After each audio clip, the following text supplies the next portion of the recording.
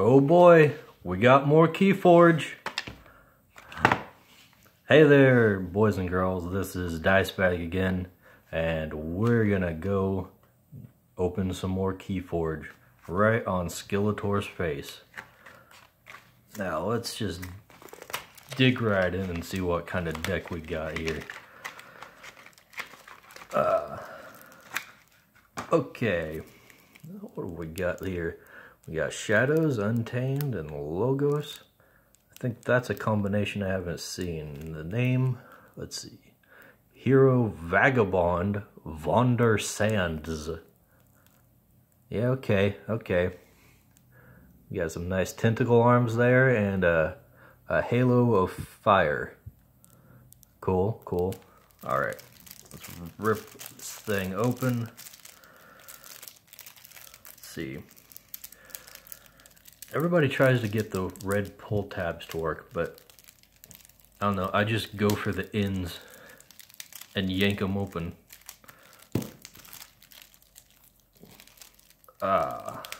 Okay, maybe that doesn't work so well.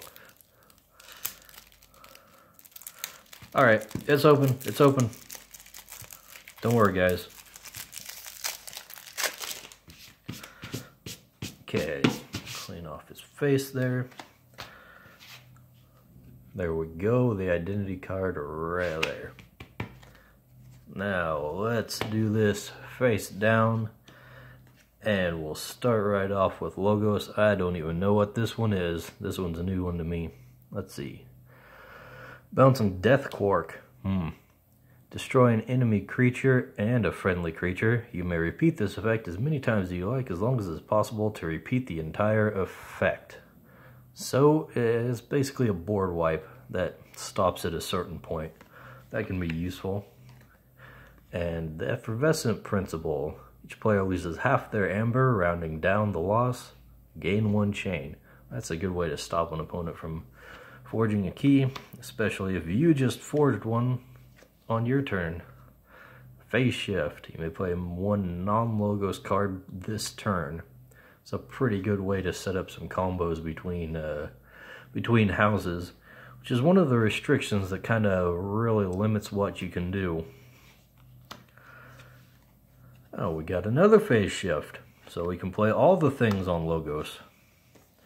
And a third Phase Shift. Well, why do I even have Logos? Ooh, what is this? Random Access Archives. A rare, get you an amber when you play it, and archive the top card of your deck. That doesn't seem as good as a rare should be.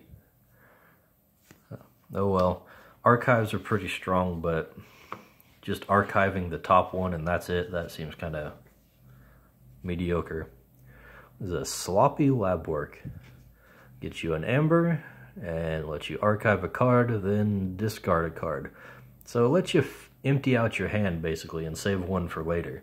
That's pretty cool. I hope this is a good archive deck. Let's see. Should probably, let's separate some of these cards into piles. So we got 2 here that get you amber. That's an important distinction. Twin Bolt Emission. Deal 2 damage to a creature and 2 to a different creature. That's a good one. And it gets you an amber for playing it. And let's see, Spectral Tunneler. It's an artifact. That's the thing I don't like about this. They put the card names and all the information on different spots in the card depending on what type it is, and it's not really consistent. Anyways, let's see, its action, choose a creature. For the remainder of the turn, that creature is considered a flank creature and gains Reap, draw a card. Okay. Well, it's an artifact, so you can do that every turn, so that's pretty cool. And we're in the creatures. Let's see, we got 4 and 5. Already 9. We're only gonna have like 3 creatures and Logos. That's kind of weak. But he's got a Reap for archive a card. So that goes going with the archive theme. That can be useful. And Mother. During your draw card step, refill your hand to 1 additional card. A good one, and it's got good power, so harder to kill. Oh, let's put the creatures down here. And Titan Mechanic. Another good one. When it's on a flank, each key costs -1 amber. And again, he's pretty tough, so he can stick around for a while. So far, it's looking pretty decent, despite the lack of creatures, really. We'll have to, with this many phase ships, it's going to rely a lot on what the other houses look like, so too early to tell, really, if this is any good. But we're into shadows now. One last job, another rare. Purge each friendly shadow creature. Steal 1 amber for each creature purged this way. Okay, so that's a... yeah, I guess that's a good way to just get a key really quick. Assuming we have enough shadow creatures to make it worthwhile in this deck. We'll find out, I guess. Because we know Logos ain't doing so good. And next, Oubliette. Purge a creature with power 3 or lower. I don't think that's... I'm not excited about it, let's say that. Purging a 3 power creature ain't super great. I'd rather purge something bigger than that. Pawn Sacrifice, okay. I'll get you an amber and play it. Sacrifice a friendly creature. If you do, deal 3 damage to each deal 3 damage each to 2 creatures. That's an odd way of phrasing it, I think. They need to clean up their wording in Keyforge. But okay, you get to deal 6 full damage for sacrificing a guy, and usually that's a lot more than you're gonna get out of any kind of shadows creature. So probably a good deal. And Poison Wave, not a bad one. Little board sweep damage. Not as good as, say, like, what is that, Ammonia Clouds? But, I don't know, does that get you an amber? I don't think so. This one does. And, you know, our amber pile is getting pretty filled up here. Ooh. Too much to protect. Steal all but 6 of your opponent's amber. Oh, well. That's if it was all but 5, that'd be great, but steal all but 6 doesn't really stop your guy from making a key. It just gets you some for the next time around. But it gets you an amber for playing it anyways, which is really starting to add up. And we're what? 5 deep into shadows. Seeker Needle. We got an artifact here. Action, deal 1 damage to a creature. If this damage destroys that creature, gain 1 amber. That seems pretty good.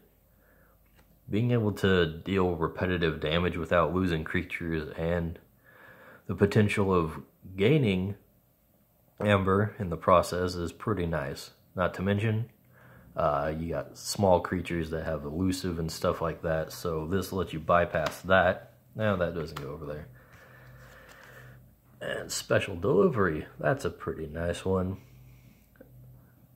Just an artifact that deals 3 damage to a flank creature and purges it and gets you an amber. Subtle Maul, okay. Good repetitive discard, so you can keep your opponent from building up too much of a hand. 1, 3, 4, 5, 6, 7, 8. We're low on creatures in this deck. Well, here we are with them. Bad Penny. I'm not a huge fan of Bad Penny. It seems like what was I thinking about?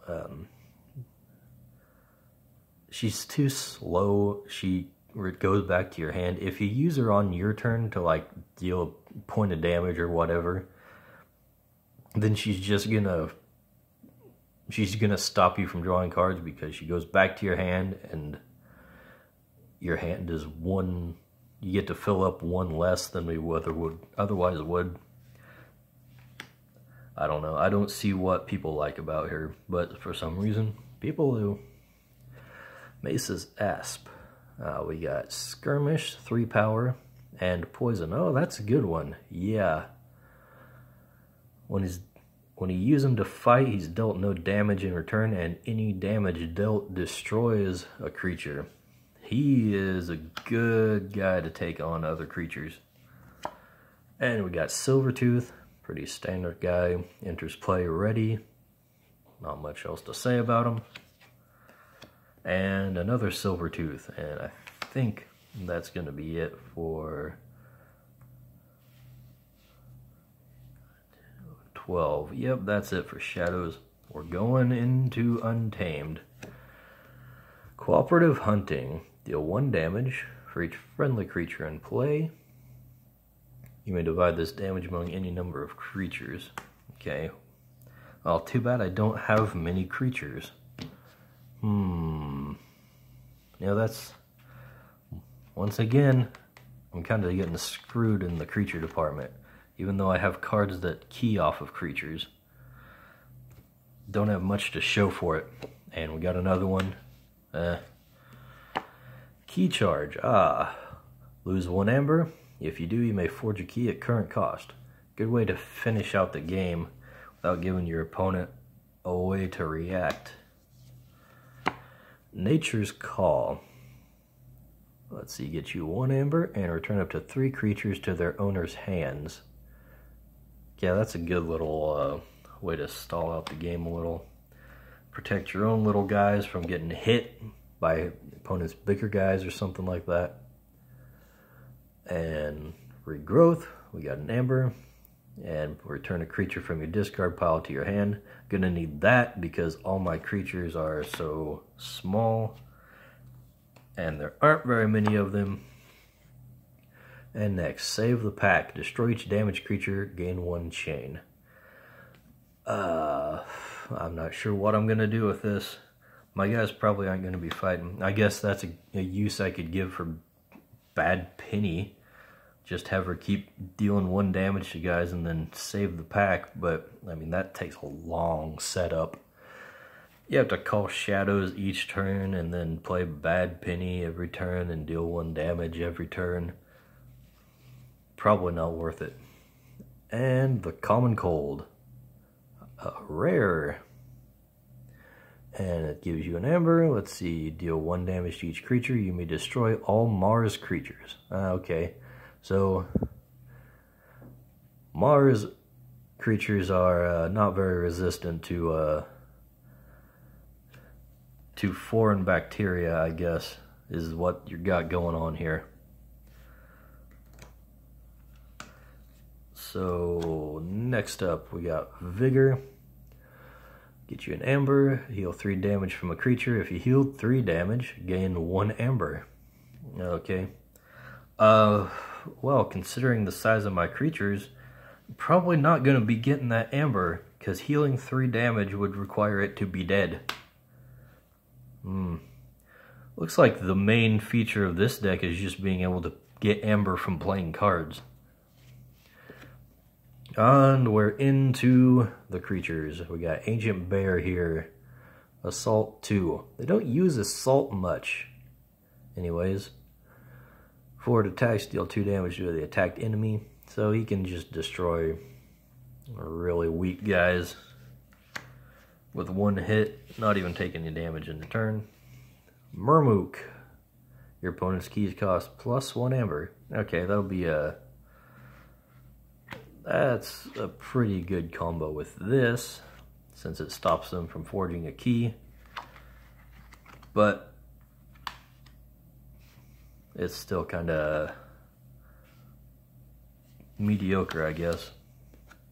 Hunting Witch. Now this is another card that would be good in a deck with actual creatures in it. So each time you play another creature, gain 1 amber. That's probably not going to happen too much, unfortunately. And last but not least, Way of the Wolf. Gets an amber. When you play it, this creature gains Skirmish. And that's about it. Okay, so what do we got here even? We've got 3, 6, 10 creatures. That's not much. That ain't a whole lot of creatures. And unfortunately, we've got what? That requires creatures. Creatures, let's see. Steel, poison wave. Friendly creature, that's not really. That one requires a lot of creatures. That one's not really a required creature one. Key. These two. And what are these? Okay. We got quite a few cards that require you to actually have more creatures than this deck can support, I think. That's going to be a big problem playing this. On the other hand, just the sheer amount of cards that get you an amber just for playing them is pretty crazy. And let's see. Yeah, unfortunately the creatures don't have a lot of evasion to protect them. We've got a skirmish one, but that's about it. And none of them are particularly big. And of course, I was hoping for a good archive setup here, but we did not get that. On the other hand, there is some decent removal. We got Oubliette. We got these to help set up combos between across the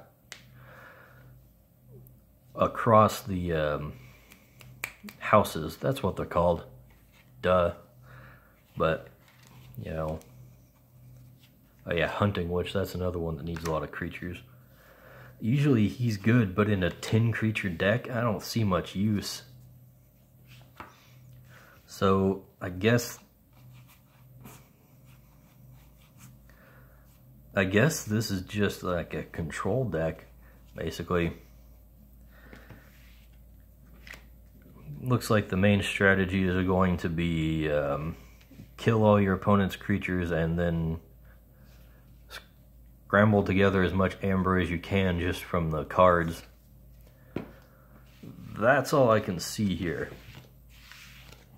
I haven't really played a deck that's this creature light, I don't think, so kind of new territory for me.